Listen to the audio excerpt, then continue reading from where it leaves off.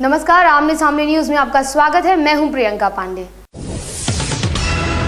America में भारत की राजनयिक देवयानी खोब्रागडे के साथ पिछले दिनों हुई बदसलूकी ने अमेरिका और भारत के रिश्तों में कड़वाहट घोल दी है।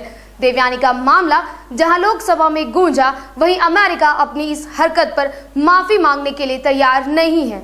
अमेरिका के न्यूयॉर्क में रहने वाली भारतीय राजनयिक देवयानी खोब्रागडे का नाम तब सुर्खियों में आया जब अमेरिका की तरफ से उनकी गिरफ्तारी के बाद उनके कपड़े उतरवाकर उनकी तलाशी ली गई।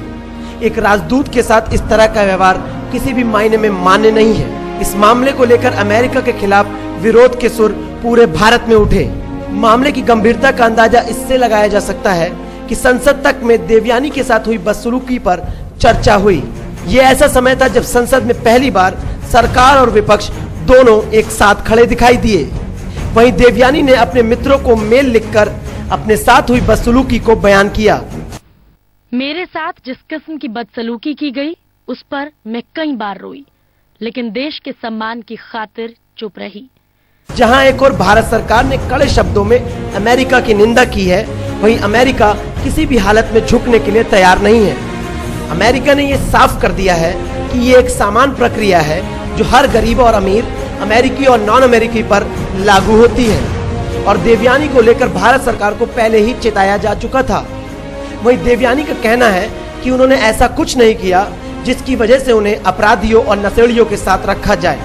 अक्सर शांत रहने वाले प्रधानमंत्री मनमोहन सिंह ने भी बोला, ये माफ करने वाला मामला नहीं है और ऐसी बदसलूकी किसी भी हालत में बर्दाश्त नहीं की जाएगी। गौरतलब है कि भारत ने देवयानी की गिरफ्तारी के विरोध में जवाबी कार्रवाई करते हुए नई दिल्ली स्थित अमेरिकी दूतावास के बाहर लगे सुरक्षा अवरोधकों को हटाने के अलावा कई कड़े कदम उठाए। वहीं इस जवाबी कार्रवाई के बाद अमेरिका कुछ नरम होता दिखाई दिया। अमेरिकी विदेश मंत्रालय की उप प्रवक्ता मैरी हर्फ ने खेद प्रकट करते हुए कहा, भारत के साथ अपने करीबी और महत्वपूर्ण संबंधों को प्रभावित नहीं होने देंगे। जहां भारत सरकार का पक्ष कड़ा है, वहीं क्या अमेरिका रिश्तों को सुधारने के लिए प्रयास करेगा या फिर कभी दोस्त रहे भारत अमेरिका के रिश्तों में खटास आ जाएगी? ब्यूरो रिपोर्ट, आमने सामने न्यूज। आम हो या खास, चोरों ने सभी के घर लूट की वारदात को अंजाम देकर अपनी बादशाहत कायम की है, जिसका उदाहरण है हाल ही में हुई सपा नेता के घर लूट। हालांकि घर वालों ने चोरों के गिरोह से एक चोर को पकड़ लिया, जिसके पास से लाखों के जेवर बरामद किए गए। देखिए ये रिपोर्ट। फर्रुखाबाद में फतेहगढ़ कोतवाली क्षेत्र के गोला कोहना मोहल्ला में सपा नेता राघव मिश्रा के घर चोरों ने धावा बोला। 1:30 से पौने 2 बजे की घटना है। हमारा पेटी भी हुई, सारी ज्वेलरी, सारा कैश, कपड़े तक ले गए। आपको बता दें कि चोरों के गिरोह से एक चोर को घर वालों ने धर दबोचा, जिसे पुलिस के हवाले कर दिया गया। उधर पुलिस की पूछताछ में चोर के पास से लाखों के जेवरात सहित 315 बोर तमंचा भी बरामद हुआ। पुलिस अधीक्षक फतेहगढ़ ने जानकारी दी, देर रात तक चली पूछताछ में अभियुक्त विनोद ने पुलिस को गुमराह करने की काफी कोशिश की, जिसमें वो नाकामयाब रहा। उन्होंने बताया कि अभियुक्त से मिली जानकारी के बाद पुलिस ने सभी चोरों को गिरफ्तार कर लिया। ब्यूरो रिपोर्ट, आमने सामने न्यूज, फर्रुखाबाद। अब वक्त हो चला है एक छोटे से ब्रेक का। ब्रेक के बाद दिखाएंगे कैसे उत्तर भारत में मौसम ने ली है करवट। परमेश्वर के पुत्र प्रभु यीशु के जन्मोत्सव पर 21 दिसंबर को शाम 4 बजे Christ church college, Hazratganj, Lucknow में आयोजित होगी एक लघु नाटिका। इस कार्यक्रम के मुख्य वक्ता होंगे बॉलीवुड के सुविख्यात डायरेक्टर अनिल कोचर, आयोजक Bethesda fellowship trust, bishop reverend doctor Ramcharan Seth. हमारे इन नंबरों पर आप संपर्क कर सकते हैं 9235666637 9792719284। आप सभी देशवासियों को क्रिसमस एवं नववर्ष की हार्दिक शुभकामनाएं। आप सभी देशवासियों और खासकर फर्रुखाबाद के निवासियों को क्रिसमस की और नववर्ष की हार्दिक शुभकामनाएं। ब्रेक के बाद आपका स्वागत है। उत्तर भारत में ठंड का असर कोहरे के रूप में दिखना शुरू हो चुका है, जिसका सबसे ज्यादा असर रेल और हवाई यात्राओं पर पड़ रहा है। वहीं पंजाब के अमृतसर में न्यूनतम तापमान 10 डिग्री सेल्सियस तक चला गया, जिसकी वजह से आम जनजीवन खासा प्रभावित हुआ है। उत्तर भारत में ठंड ने आखिरकार दस्तक दे ही दी।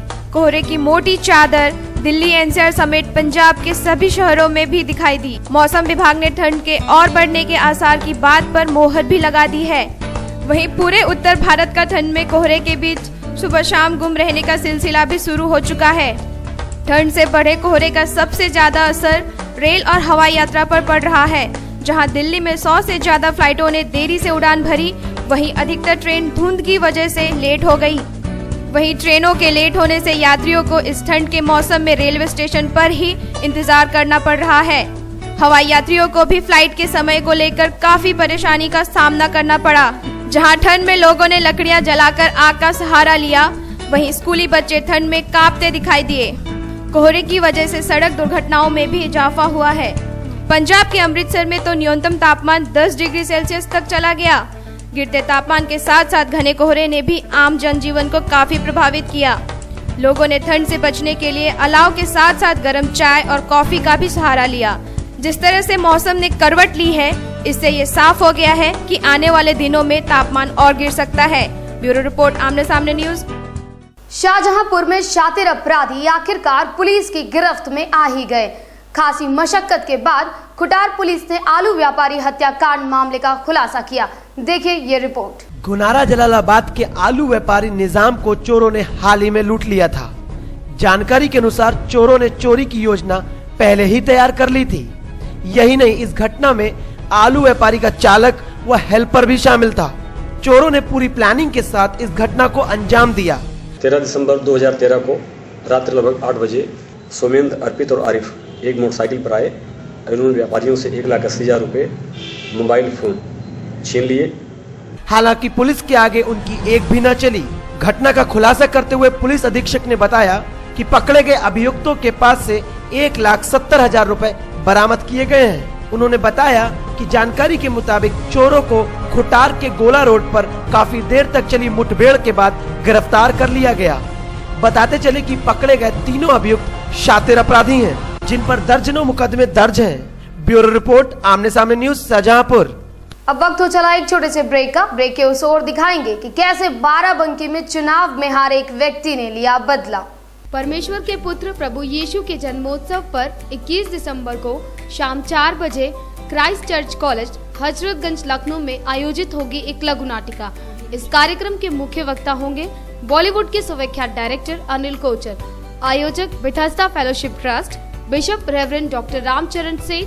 हमारे इन नंबरों पर आप संपर्क कर सकते हैं 9235666637 9792719284। पॉलिटिक्स, क्राइम, स्पोर्ट्स, अगर इन खबरों पे है आपकी बारीक नजर, आपकी आवाज भी कर सकती है असर। बढ़ाएं अपनी आवाज का दायरा, बने आमने सामने न्यूज का हिस्सा। राजनीति का ऐसा नशा चढ़ा एक आदमी पर कि उसने सब कुछ आग के हवाले कर दिया।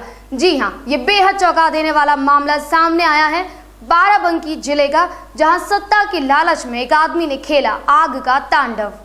बाराबंकी जिले में मसौली थाना क्षेत्र के ग्राम पंचायत गुरेला में प्रधान पद का चुनाव हारे आदमी पर सत्ता की लालच इस कदर सर चढ़ी कि चुनाव हारने के तकरीबन 3.5 साल बाद उसने वर्तमान प्रधान अशोक रावत का घर व आम का बाग आग के हवाले कर दिया। जानकारी के अनुसार अशोक गौतम प्रधान पद के दावेदार थे। चुनाव में हारने के बाद वह बुरी तरह से बौखला गए थे। पहले तो छुटपुट झगड़े ही हुआ करते थे, लेकिन हाल ही में उसने वर्तमान प्रधान का घर खाली देखकर अपने साथियों के साथ जाकर उसमें आग लगा दी। घर जलता देख प्रधान के भाई तुलसीराम जोर से चिल्लाए, जिस पर सभी ग्रामीण इकट्ठा हो गए। सभी ने मिलकर आग पर काबू तो पा लिया, लेकिन तब तक काफी सामान जल चुका था। उधर आरोपी अशोक गौतम अपने साथियों के साथ ग्राम प्रधान के बाग पहुंचे और वहां तकरीबन 2 दर्जन आम के पेड़ काटकर उन्हें आग के हवाले कर दिया। पीड़ित ग्राम प्रधान ने पुलिस को तहरीर तो दे दी है, बावजूद इसके कोई कार्रवाई नहीं हुई। ब्यूरो रिपोर्ट, आमने सामने न्यूज, बाराबंकी। इस बुलेटिन में सिर्फ इतना ही। कल फिर मिलेंगे कुछ और ताजा तरीन खबरों के साथ। तब तक के लिए मुझे यानी प्रियंका पांडे को दीजिए इजाजत। नमस्कार।